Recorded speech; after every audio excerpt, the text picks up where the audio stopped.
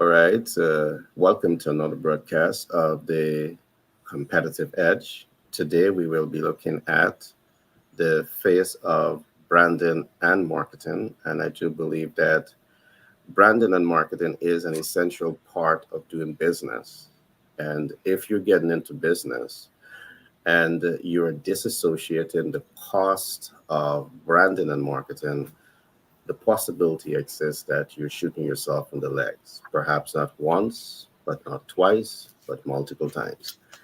I have my colleagues here, Peter and Paul, and today we will be doing, to some extent, a high level overview of what branding and marketing is and why it is important for you to see this has an essential part of doing business and having a budget, making budgetary, annual budgetary allocation to branding and marketing. So, with that being said, I want to give my colleague a chance to introduce themselves. So, in the event that you are seeing us for the first time, you now have an idea in terms of who we are. So, I'm going to start with Peter. Peter, can you tell the audience a little bit about yourself? Well, good morning. Good morning. I was just about to say good morning, class. Good morning, audience. Good morning, guys. We It is a pleasure as usual to be here. My name is Peter Goscott Senior, and my focus at this time is to empower individuals to communicate their message, to tell their story, and we do that through a program that we called Legacy Chronicles. And every individual, you have a gift, your life experience, your professional expertise. um, and let me repeat again, your life experience has resources, rich resources. Why? Because you have overcome challenges to be where you are today. And those challenges that you have overcome, there are people who are struggling with those challenges. So, what we do, we empower individuals. Once you have a system and you have created some kind of a practice, you have become a practitioner out of your life experience, then we help individuals to package that into a book, into a course. And that book and that course can be developed into a seminar, into conferences, because the world is filled with problems and we need solutions, and you are that solution to the problem even in your world. And we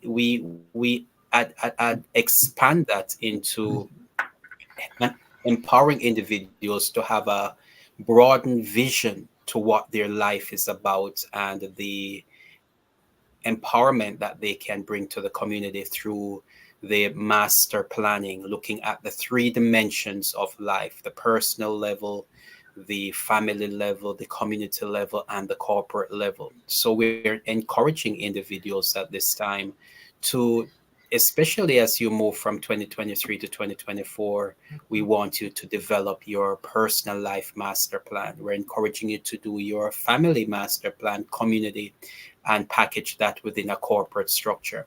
So that's Peter Richard Goscott for now, and I'll talk to you in a few bit from now. Hi, Paul. Over to you. Can you tell the audience briefly about yourself? Yes, thank you, Gary. Thanks, Peter. My name is Paul Whitehouse. I'm one of two owners of Patriot Business Finance Consultants, and we are here to make your life simple when it comes to financing for your business. Not only simple, but the best overall deal structure and lowest cost of money. Every dollar that you save on every expense in your business, and that includes financing, goes directly to your bottom line.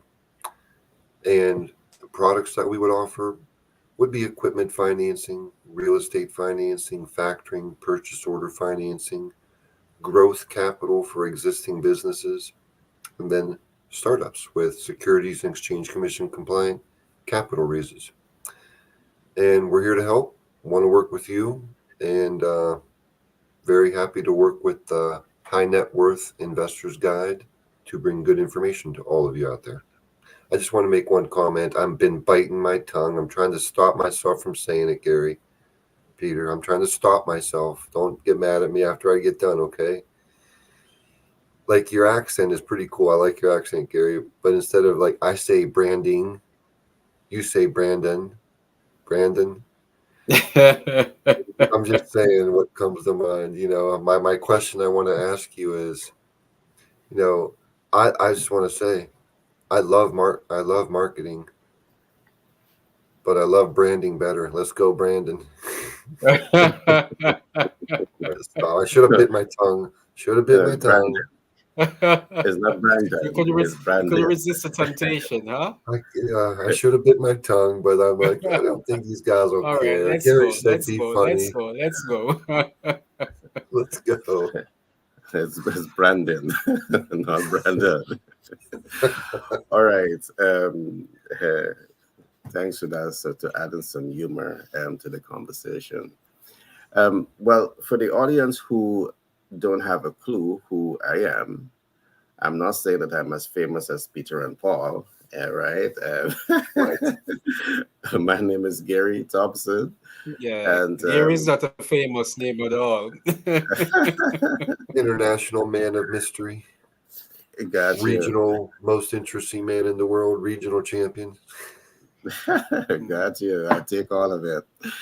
I'm an author of multiple books, and one of the most recent book that myself and the team has written is titled "Master the Sales Communication Process." So instead of going deep into what I do, I'm going to tell you a little bit about the book, so you can get the book and you can get a better appreciation in terms of who I am.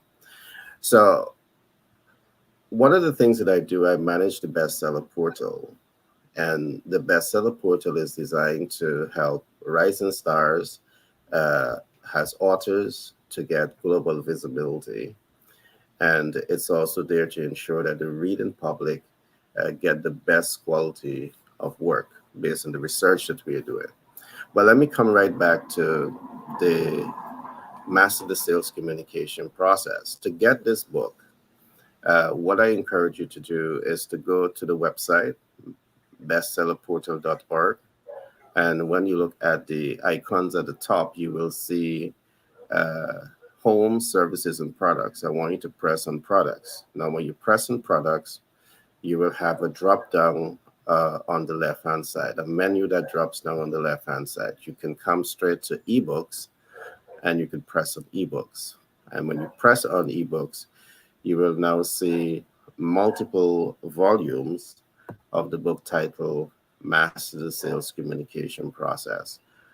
Currently, you have 11 volumes of Master the Sales Communication Process. And the reason it is written this way is that each volume give you essential data in terms of growing and scaling your business. Like, for example, in volume one, you will learn about how to master your minimum viable offer. And we have talked about what is the minimum viable offer, the MVO. You will also learn about how to access capital at 0% APR. Of course, we are talking credit financing here. So there's so much for you to learn here. And along with that, the third volume, you will learn about media, master the media best practices. So there's so much for you to learn in these books. If you're in business or you intend to get into business, I do encourage you to take some time to really get to understand the portal and how these books can help you to achieve more in the life of your business. Now, having said that, today we are going to be talking about the face of marketing. I do believe it is a necessary subject for us to have the face of marketing and branding.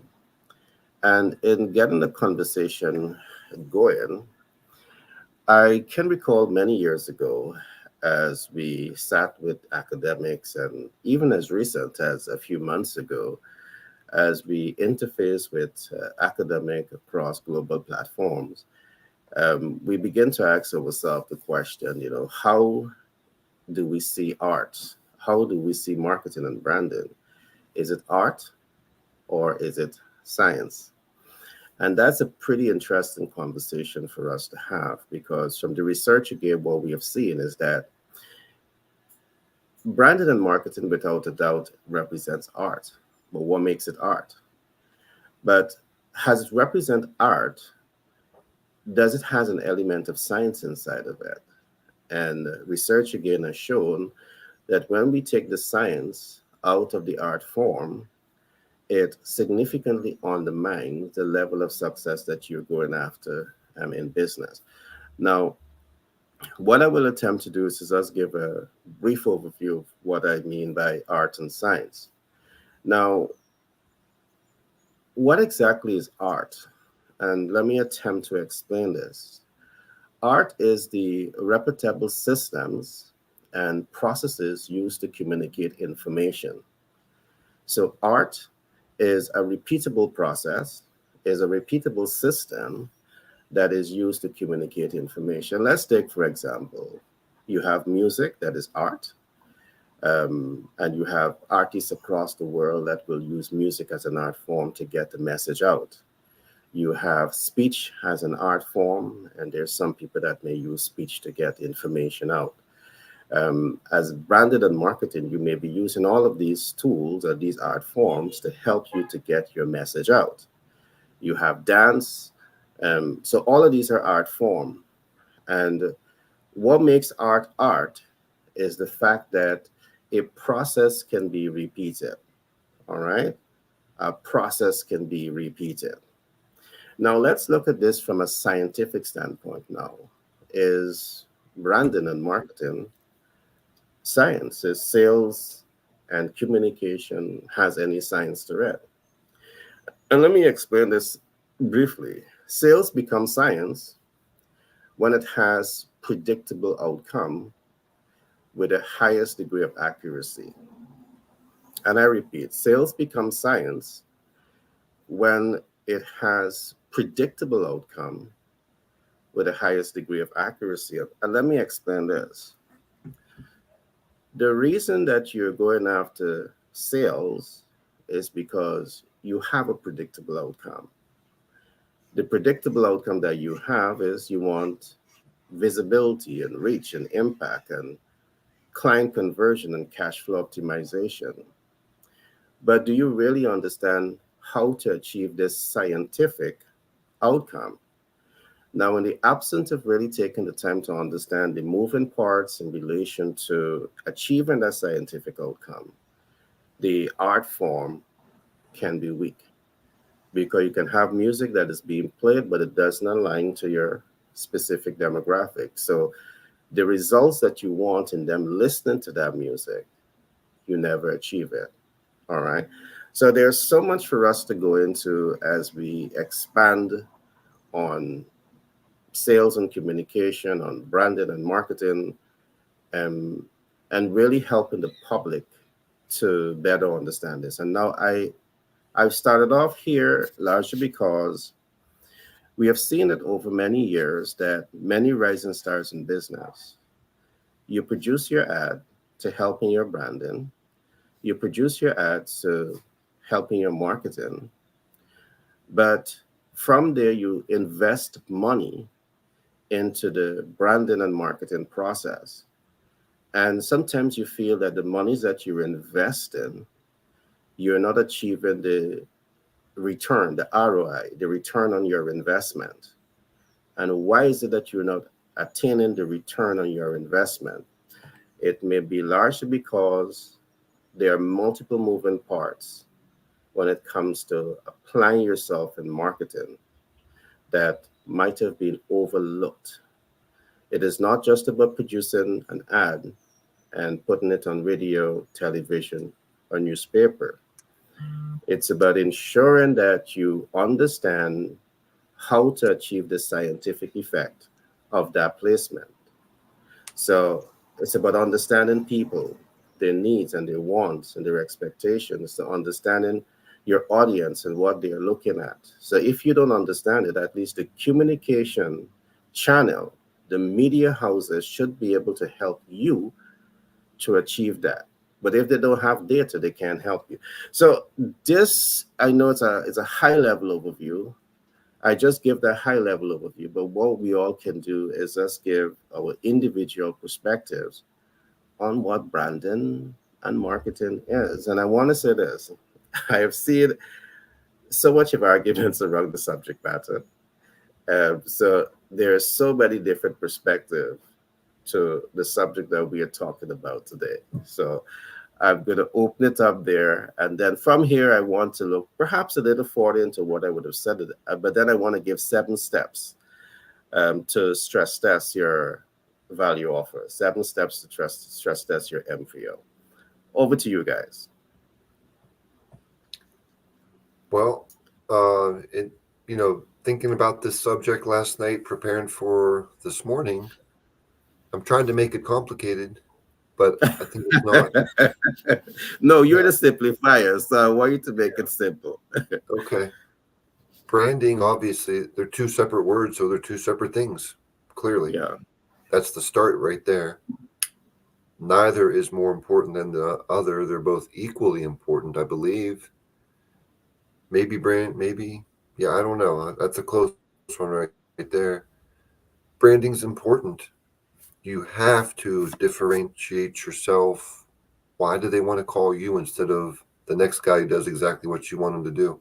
What you do? There's got to be a reason. You got to come up with that reason. Maybe you're a good marketer.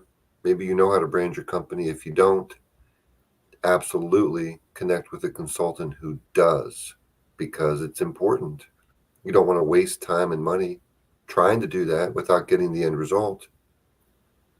So, branding, what is branding? I mean, I'm thinking back on these movies that I watched. They got this guy selling wigs. He's got it was Goodfellas, that gangster movie. Well, one part of that movie, the guy sells wigs. He's bald. He slaps some toupee on his head, jumps in the water, jumps up, and he's like, "Look, it doesn't even move." Like that's his branding. That's a great example of branding. And then the marketing was the commercial to put it out there. I think marketing is much less than branding. Marketing is the science. Pay this amount, put it on this many times a day, keep it Yeah. in circulation. That's marketing. They're both art and science. They both absolutely, there's elements of art and science in both of them. But I'll go ahead and say, I think pretty confidently, at least from my perspective, that branding is more of an art form than marketing. There's more room for art in there. There's more room for creativity. You can do crazy stuff, right? What do you think, Peter? Well, yeah, Or you're yeah, you're perfectly you're perfectly correct. There's more art in branding, but you're correct also. There's a whole lot of science in branding. And let me just briefly chime into this from an artistic and scientific standpoint. Whatever art form you're going to be using, there is art. All right, it's art. But the scientific effects of art has to do with the level of appeal of that art form to your target market. All right. You may do art, but is it helping you to achieve the feedback mechanism? Is it helping you to arouse desire? Is it helping you? It is really appealing to the ideal client. It is the ability of art to appeal to the ideal client is what really brings in that scientific. Is the ability to do this with the highest degree of predictability, and that's where the science comes in. And the big question is, as we look at branding and marketing, you may have an agency that says, hey, I'm going to help you with branding. I'm going to help you with marketing. But guess what, my friends?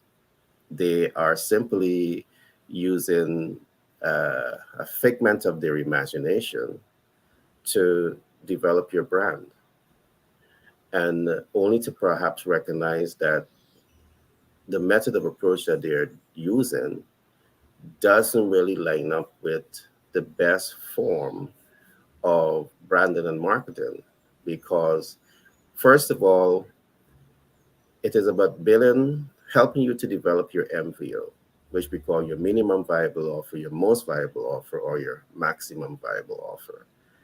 In developing your value offer, this has to be done in collaboration with understanding your target market and what are their needs and their wants and expectation. Because if you develop a product or a service without perhaps taking the time to say, hey, these are the consumers and these are their interests, and then you put it out there, it could come back to, it may not necessarily achieve the objective. So the way that we recommend that you do it is that you begin with research. All right. And I know there's a lot of arguments and different views on this, but the reason you're doing research is because you want to understand your target market. You want to understand their needs and their wants and their expectation. You want to understand their culture. You want to understand their lifestyle. And it is by understanding these things, it allows you to predict what are their expectations. And because you're now able to predict their expectation, you can now innovate products and services that aligns to their pain points because you now have data. So you can close to, scientific, analysis, know that they're going to respond. And let me give a quick example. In the business world, we know that businesses need money.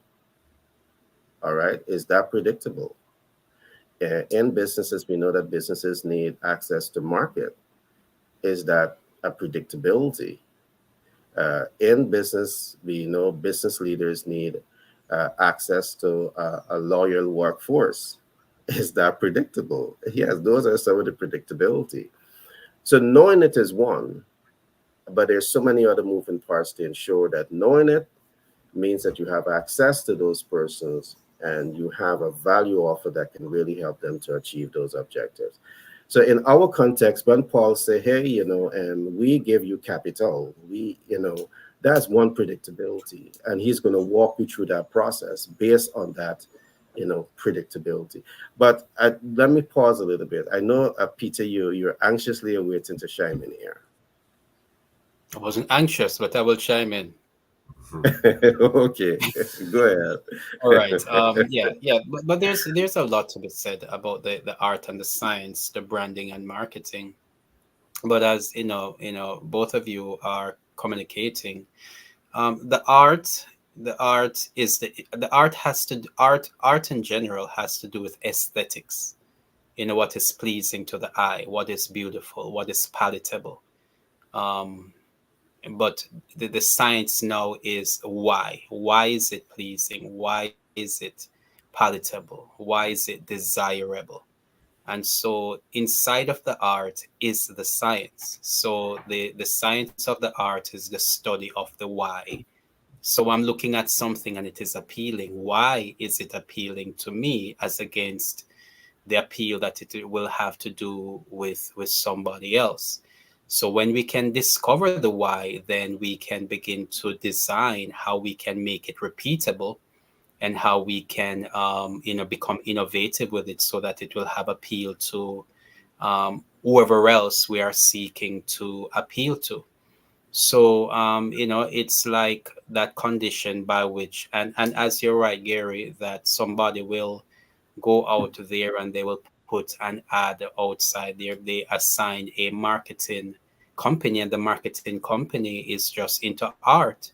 They have not done the research to know the why and how the why can be tweeted or how the why can be reconstructed to Yeah, fit n- various not cutting your market. pizza. You're right there also. They may be into the art, but again, not even refined art, Right. because the commercial production process to help with branding is not just you waking up and say, I have the ability to do commercial production, and you simply just produce it. A commercial that is being produced, is it taking into consideration a number of things? Who is the commercial being designed for? Because it's not being designed for you. The great mind behind graphic design and video production, it is not being created for you. It is being created for the consumer. And if it is being Exactly. produced for the consumers, do you really understand the consumer enough to incorporate artistic elements into the production process that really helps it to better appeal to that target market? So that's one element of it. You may get this and get this right, all right, but there's a value chain that that ad has to go through. It has to be placed in across mass media, social media, metaverse, and perhaps independent channels. Um, how do you know that you truly understand that communication channel to place the ad in to ensure that it is reaching your ideal client? So, this is a very dynamic subject. And I just want to add that part because you were perfectly correct when you said that, what you said early on. So, I pause there for now and hand it back to you. Well, that's it, really. That's it. Okay. Um, Paul, any thoughts, Paul? I What Peter? see hundreds of thousands. I see hundreds of thousands and millions of dollars are invested every year into branding and marketing, and I'm saying this because part of what we do is helping businesses to access capital. It may not be specifically for advertising, but it may be able to help in the overall capital access for that business. And we're very concerned of the approach that you're using in your branding and your marketing approach. Now, branding and marketing is very important because this is what helps you to become visible. This is what helps you to reach the ideal client. This is what helps you to make impact with the ideal client. This is what helps you to attain client conversion. This is what helps you to cash flow optimize. But guess what? If your efforts to achieve all of the above is not carefully looked at, and I mean from arts and science, all of your advertising efforts here can be an expenditure with no desired outcome. And as an investor, um, we have serious concerns about that. Your take on this, Paul, from an investor standpoint? Okay, if you're going to invest something, you want a return on it. So Yeah. it has to be smart.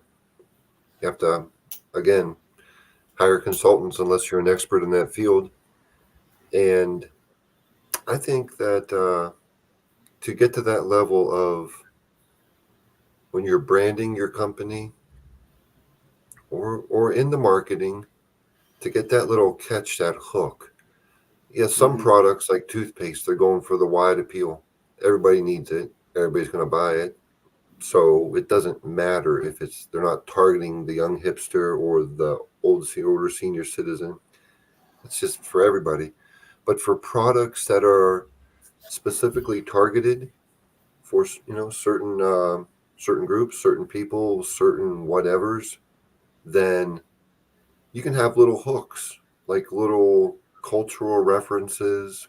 If you're targeting Gen Xers, you I've seen it. I can't think of any details of it right now, but in the commercial, they'll have a little thing, a little jingle from the 70s that everybody would know, that everybody's going to remember. That's that's uh, that's more marketing than branding. But if you incorporate that little jingle or that little hook that everybody's going to know, and you know they're going to know it, into your branding and make it part of you, that's very so many things are very effective, and it takes a person who's done it before, who's experienced, to be able to know those things, put them together, and that's what turns it into a work of art right there. When you take something that me, you, or Peter watch, and we're like, oh yeah, that got my attention. That's definitely a work of art. That's like saying Michael Jordan is the best at the beginning of your ad, and the ad has nothing to do with Michael Jordan. But you Mm, pull them in from there. yeah, right. One of the most powerful ads, as you mentioned, um, to introduce an ad, and at the end you realize that the introduction has nothing to do with the ad itself. Geico has done. Not that I'm advertising, I should write them a letter and tell them that they need to send me a check for promoting them on our program. But they have been like phenomenal. You start watching this intriguing story, and then by the end you don't realize it, and then it is at the very end you're realizing that it is a Geico ad. And they were phenomenal in how they do that and how they have branded themselves. That is one of the branding within a Geico ad, is that they have this sneak approach to how they communicate, and that in itself becomes a branding of how Geico was able to express themselves, not just but within the ad itself. So the brand is that you see the gecko, right? But just the way how they present their ad itself, that's how they present all their products, all their advertisement, their the sneak approach to what they do. So we're communicating with individuals, the people that I talk to, pastors, ministry leaders, entrepreneurs, individuals who are aspiring to be entrepreneurs, career professionals. And those individuals may not see themselves as a big business with a marketing department. They may not have the budget to say that they're going to advertise, they're going to get a advertising specialist to do. They are the advertisement specialists. They are the marketing department. But what we're saying is that there are so many tools in the marketplace right now, and we will say, just as what Paul said, that you do not want to become a bottleneck into your own process. So at some time or another, if it is becoming overwhelming, we do encourage individuals to reach out to somebody in your network who knows better at what this is, what marketing and what branding is, and get some kind of consultation for that person to help you. But the bottom line of what we're saying is that you are your brand, and in my world, where it comes to personal development and personal life mastery, you have to take into consideration that once you go out there, just standing there, somebody's seeing you, and they're forming an opinion about you. So whatever you do repeatedly, that either is positively or negatively creating a concept about you, that is branding right there. So what we're telling individuals is that they ought to be um, have a be definite in what you're trying to do.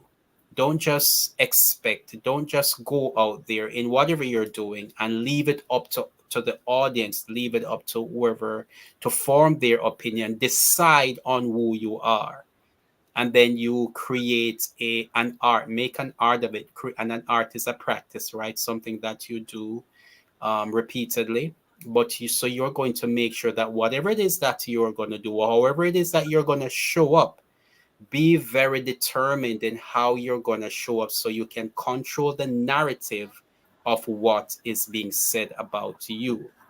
You need to do that even as an individual. Now, when you're representing a product, you have to be even more determined in how you're going to do that, because you have to consider the product for what it is, and then you have to now say how you're going to produce, or what are you going to say about that product that is going to attract people, arouse the desire of those who we are seeking to attract.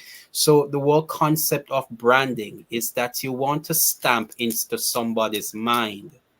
And when I was doing research in the earlier days, when I was doing the research of what branding is, the whole concept of branding came out of the cattle farm, where for cattle owners to identify their cattle against the next farmer down the road, they would take a hot iron or some kind of a Metal. identifier, and they would press that on some portion of the cow, so that they know their thing. And what we're saying, that is what branding is. You want to sear, you want to sear people's mind with with your message, and you want to do it in such a way where it is appealing, that it is noticeable. So once they see that, they see you. And it can go in so many directions. But what we're encouraging, pastors, ministry leaders, career professionals, those who are looking out to become entrepreneurs, you can't avoid this. Somebody's talking about you, so you might as well tell them what you need them to say about you. Um, those are some very great points, Peter. And that is some of the conversation that is often had in intellectual rooms. Is there a difference between corporate branding and personal branding? And there are a lot of people that believed and would say that personal branding is what the brand should be, and you are your brand. While I believe that that statement has tremendous value to it, what I've seen in some cases, it may be somewhat difficult to achieve it. And just let me give an example.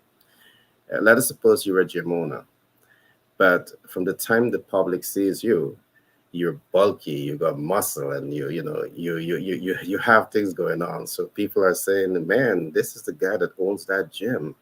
It means that he has a formula for getting bulky. So he's going to appeal to a lot of men. And all the wife might say, Huzzy, go to that gym. You see how we look big and bulky? That's how I want you to look. So in that type of personal branding, it may work. But in terms of, let us say, a product, let's say you own Sears, and Sears gives you a whole lot of products for self-help, and bringing about personal branding in this case, uh, you know, is another thing for us to look at. It's not that it cannot happen, but it's much more effort into building your personal brand around certain type of product. But I really love what you said there. It's very, very Even, important. but may I say, Gary, that even where branding is concerned, even where even organizations, they have a personality about it. So you will go to, say, for instance, Starbucks. Once you go into Starbucks, and as an entity, it doesn't really have a person that, well, the owners, you do not see the owners as the face, as in And Virgin. that's my point. And that's my point. The Yeah, business is personality. but what I'm saying is, when you go into a Starbucks, there is certain things that they do that give Starbucks a personality that cause people to be coming there all the time. So what I've heard when I was researching Starbucks is that they put certain scents of the coffee, the smell of the coffee, through their ear vent system. So when you go there, Starbucks has a smell. It smells like coffee. So there is a culture within the brand, within Starbucks, that cause people to feel, just as though when you're with a person, you feel is either you like the person or you don't like them, because they give off a vibe. And so you want to be with them or Well, you don't want to be with them. Starbucks has been very good. creative in how they do that. But there's no doubt about that. But that is what you call corporate branding. All right. And I have certainly no argument with that. What I was saying is that uh, in this particular case, where the public is drawn in based on the smell and perhaps the taste, that's corporate branding. All right. That's not personal branding. But and the argument that or the statement that I would have made, sometimes it's difficult where personal branding can be crossed over into every aspect of the business life. But I do understand the significance of personal branding into the ecosystem of branding and marketing. But in this particular case that you would have referenced, is more corporate branding than personal branding. And we have no argument with that. All right. Again, it's a very interesting topic. And I want to just zero into Sears a little bit more. Because what I've seen also is that a lot of efforts may be placed into building a brand. But I don't know when last you guys heard about Sears. I do believe that Sears might have been a failed brand for multiple of reasons. I know that Sears came to the Caribbean. They were out there for a little bit, but guess what? They went on a few years after. And I think that there are several steps that one needs to take in attempting to build a strong brand. I spoke about a concept earlier, which we talk about market research and data analytics. Before you even start that brand and introduce that brand, it's necessary for you to have data. Data is what's going to help you to predetermine whether you should take a particular approach in business. And what I will attempt to do is just to bring a face to what data, market research and data analytics is in the context of building a strong brand and leveraging marketing. It's about identifying consumer needs and brand relevance. All right. So a lot of time must be spent to identify consumer needs and ensure that your brand is relevant to that target market. Did Sears fail in this regard? They might have had a a product or a service, but was enough research done and data analytics done to really help them to clearly say that these are my consumer type, these are their needs, and this is how relevant this product is. In the absence of having these information, you may have a great idea, but you didn't go through the ecosystem of stress testing your value offer to see if it makes a whole lot of sense. So the brand collapse, because many brands has collapsed. Um, I think that we try to establish relevance with the brand. It's about understanding economic realities. It's about understanding personality types. It's about understanding geography and culture. And I believe, Peter, you spoke about culture. I think Paul also spoke about understanding culture also.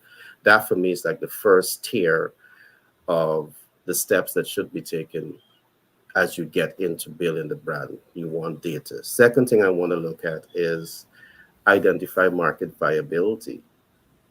Very often we spend so much of time attempting to build a brand, but not fully aware if what we are doing has commercial viability.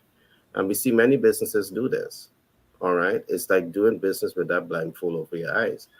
Now, what is going to help you to predetermine if the market has viability? You need to take time to understand your market size. You need to take time to understand market density and dispersion, because market size plus density plus dispersion equals market viability. Those are clear indicators that will help you to understand if it makes sense to do what you're doing. The last thing that you want to do is to put time, your effort, and money into building a brand, and there's no market research and there's no data analytics. So this is very important. I'm just going to quickly go through this. The third step that I think is important when you're attempting to build a brand is to identify your MVO, urgency and immediacy. Now, your minimum viable offer, most viable offer, or your maximum viable offer, how urgent it is. In the case of Sears, as I mentioned early on, they without a doubt had a value offer, but was it urgent? Was it immediate? Perhaps not. All right. Or perhaps it was urgent and immediate, But strategic geographical placement might not have been looked at as they attempt to build out that brand. So you want to know urgency, you want to know immediacy. The fourth concept is to identify market accessibility. And guys, I have seen this happen a lot. You spend time to develop a brand only to recognize that, hey, my consumers are not where I thought they would be. They're across the board. And where I am, I have a limited market share. So that in itself limits the potential of that business to cash flow or that brand to cash flow because all of these moving parts in terms of building a strong and healthy brand was not carefully considered. We call this separated by geography. You might have a good brand, but you're separated by geography, so you're not able to achieve that sales outcome, that branding outcome that you have in mind. Uh, Fifth, I have two more after this, is identify the client's ability and willingness to pay, to invest in your MVO. Now, this is important. We may still spend a lot of time building a brand, and you may be building a brand that may be a premium brand, but you have a small market that can pay premium cost for the product. All right. Or you might have a product that is built for the market. And what you didn't check in building that brand is if your ideal client have the ability and the willingness to pay. And here again is where market research and data analytics would have helped you to understand this. Did Sears fail in this regard? Did they just start the process without pausing a bit to say, I have a brand, but is my target audience, do they have the ability and the willingness to invest in my products and services? So those are five concepts. The sixth one that I have looked at, and this is all in the book that we have just developed, is identify your TOPAC, or which I call TOPAC is a term that we have coined, which means you should know your targeted performance outcome. In doing branding, what outcome do you want? Or what is the targeted performance outcome that you're looking for? You want to know this. And in many cases, I think some of this is overlooked. All right. At a later time, I'll go deeper into all of this. And when you for now identify your targeted performance outcome, it might be visibility reach, it might be, becoming a home name, it might be cash flow optimization. All of these are outcomes that you can document. Now you have documented how to achieve it. All right, the how to achieve it, how to achieve my targeted performance outcome.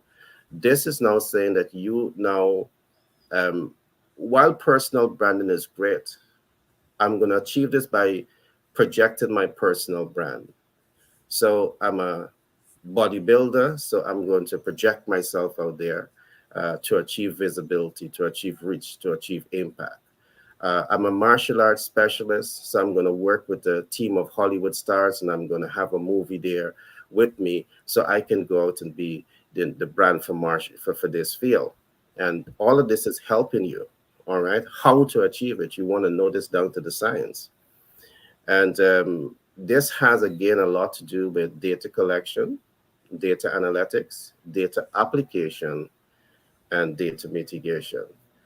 As we pour ourselves into the branding and marketing exercise, as we begin to examine what the face of branding and marketing looks like, these are just some of the elements of what we recommend that should be done when you want to achieve a desired outcome from the branding and marketing process. And I've used both art and science in this short explanation, but I just see it's necessary. Again, a lot of monies are invested into this field. Hundreds of thousands, millions of dollars, billions of dollars are invested. And part of our mission with our clients in our community is to ensure that we can stop the hemorrhaging of wasteful spending in the branding and marketing arena. But just to follow up again, Peter, on some of what you said, in the book also I emphasize this.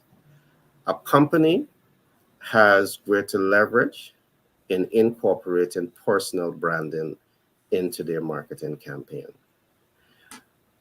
I see many companies, they may disregard personal branding and focus a whole lot on just the corporate brand.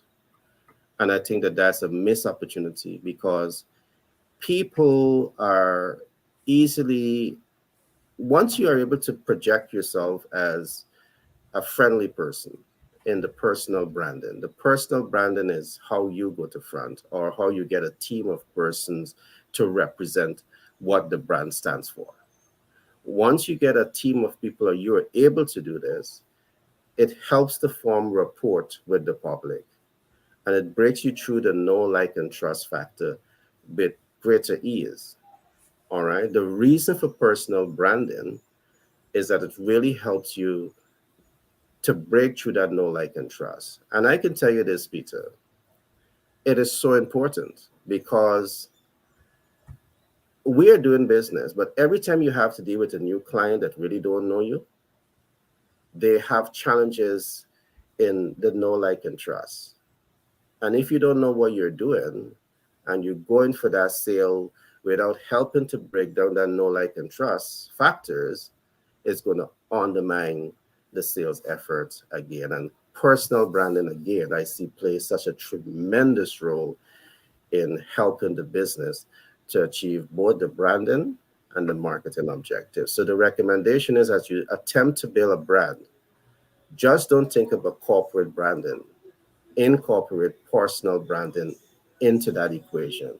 The person being branded don't have to be the company owner. It just has to be someone that can truly represent the values and the culture of that organization.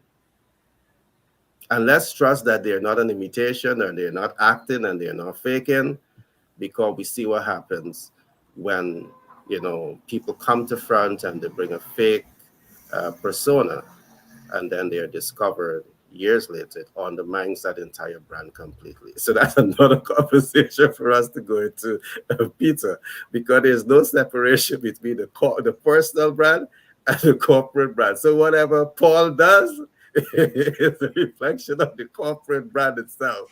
We have seen that happen, right? In this case, Mhm. Paul said you approve, so that's a good corporate brand, a You good know, personal brand. you know, and when I'm looking at this, and in my the people that I communicate a lot with, pastors, ministry leaders, right? Yeah. They they this is something, and I would encourage individuals who watch these broadcasts, if you know a pastor or ministry leader, do invite them to come, here, because what I do find is that a lot of pastors and ministry leaders, they do not think it essential where these concepts are concerned, marketing and branding. They do not think it is essential when it is. Last night in our Bible studies, in our home Bible studies, I was realizing that Jesus was a master at personal branding.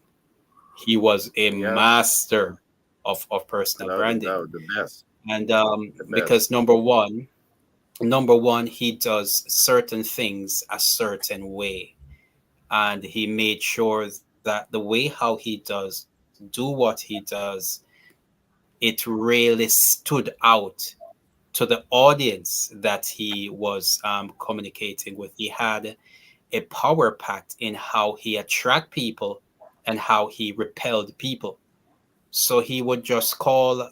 He would just last night we were looking at how he had a man who had a withered hand, or the man who had a problem, and he knew that there are some persons that he wanted to repel, and he performed his miracle just to tick them off. He performed his miracle in just a way just to tick off the persons that he wanted to communicate a message to. So the point, but however, the point I'm trying to make here is that And we were talking about the art and science of marketing and branding. We need pastors to understand that if they are going to compete in the global marketplace, they have to realize that there is competition to the gospel. There is competition to the Bible. There is competition to truth.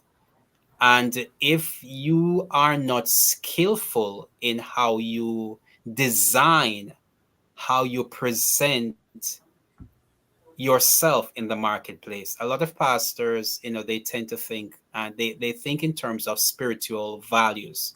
I am anointed, the Holy Spirit is going to do it. I bet not. There is some kind of a scientific process that goes into it that makes it work. And if you do not know this scientific process, your church will not grow. You will always be a storefront church with nobody coming, and eventually you are at it is gonna be, and you're also speaking about there is a certain amount of cost that goes into conveying a message to the audience. There's a cost that goes in. So if pastor, ministry leaders, career professionals, if you do not understand this what we're saying right here, chances are that you will not make it. You may even you may even exist. You may even exist because perhaps you're able to hold is a few, because where churches are concerned, there is a loyalty factor to, once there's a small group setting becomes acquainted with with a pastor, and they feel comfort, so they will out of the sense of even being comfortable in a particular area, you will even exist like that. But we don't just want to exist, we want to be able to thrive. The gospel is designed for thriving. So what we're encouraging the pastors who may listen to this program to understand: do the science, do the research, understand what your message is. And I speak to a couple pastors and I ask them, one of the things I ask them is, are you a generalist? Are you a specialist? Most pastors, they will preach, yes, they preach the message of the gospel, but the message of the gospel to who? And that is why I say that Jesus was a marketer, because when he chose his disciples, each of them had a particular liking to particular thing why he chose them. And even the way how the gospels are written, and I'll just pass it back to you guys in a minute. Matthew was written to a particular group of people. Matthew Mark was written to a particular group of people. John was written to a particular group of people. So if we're going to become impactful where the gospel is concerned, or the market, then you have to understand as a pastor, which group of people are you called to minister the gospel to. Don't just think that you can do it as a generalist, because generalists do not really have the kind of impact that specialists have. And when you understand marketing and branding as a pastor, as a ministry leader, it makes a great deal of difference. Yep. So what he was doing there is specific demographic targeting, specific There you go. target market identification. And it makes sense. It makes sense, a whole lot of sense.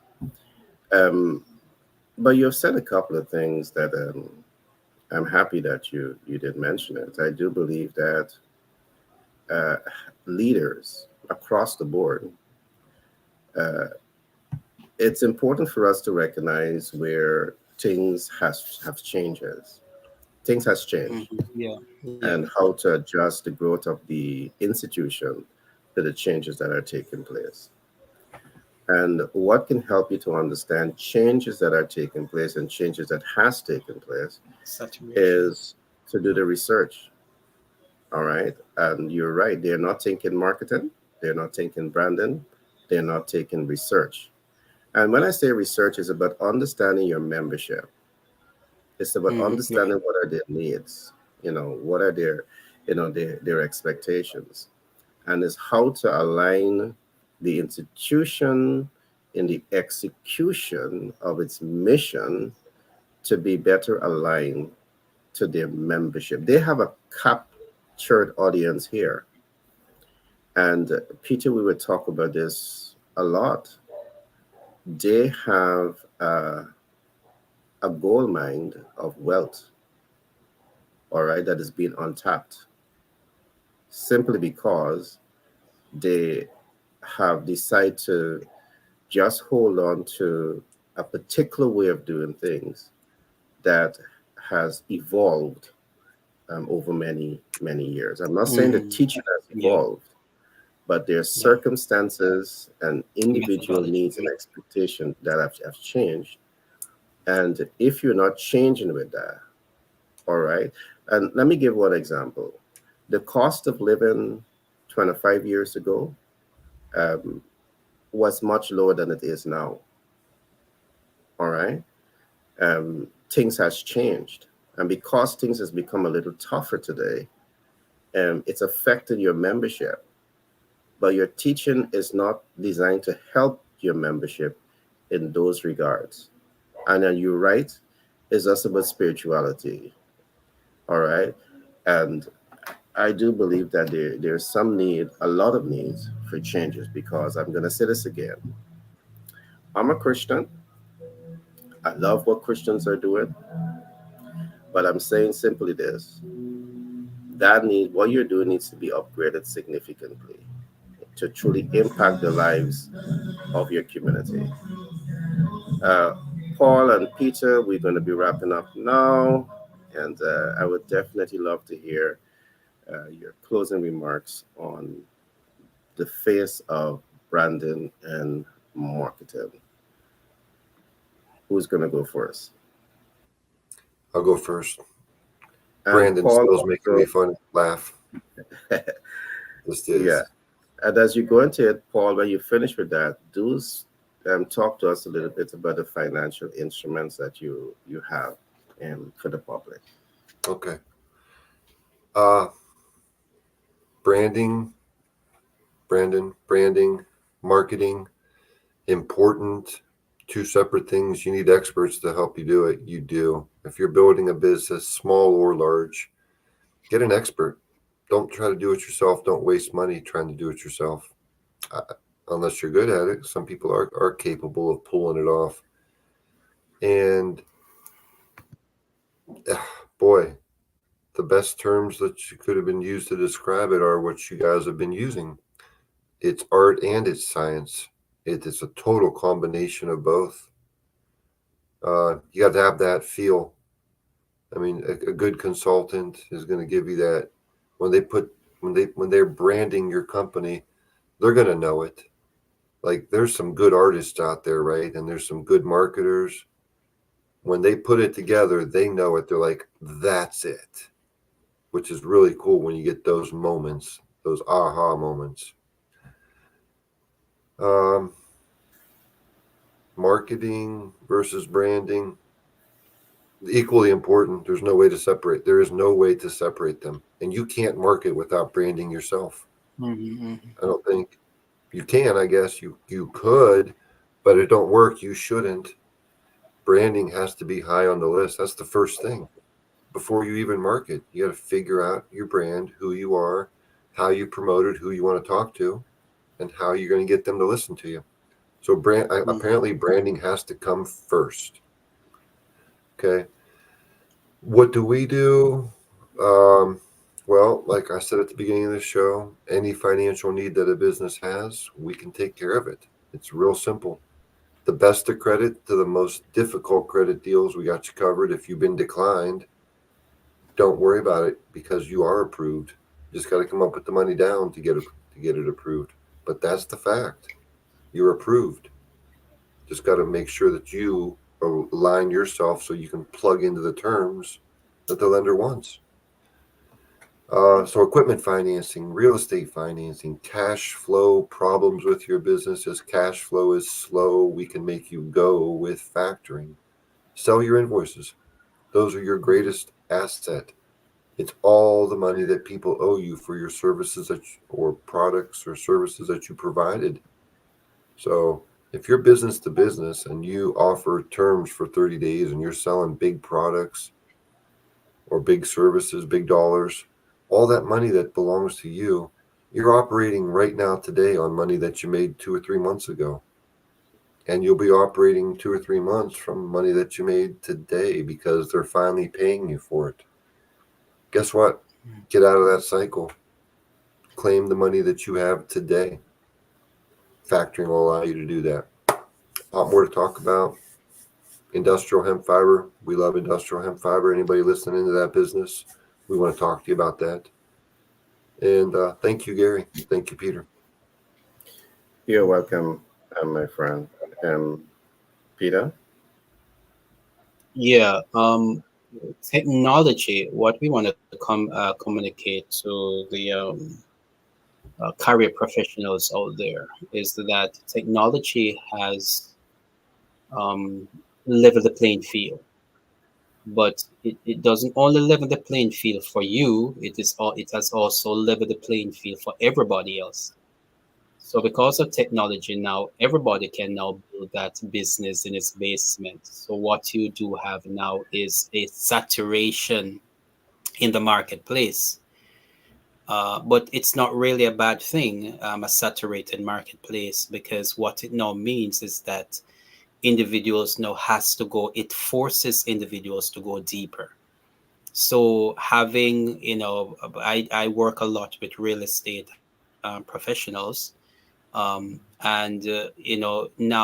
what a saturated marketplace in any field will determine. Now you have to determine your branding.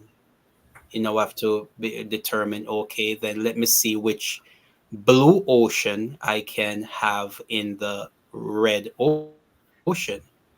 So which group of persons that I'm going to focus my attention to, all the persons who need real estate, which group of persons in the marketplace that is underserved, or which group of persons in the marketplace. And the best way to determine your target audience is just to look at yourself, because you have a set of personalities, you have a certain set of skill set that is unique to another group of person in the marketplace. And when you can begin to determine that group of persons and you go after those individuals, immediately what you have done, you have created a blue ocean within the red ocean.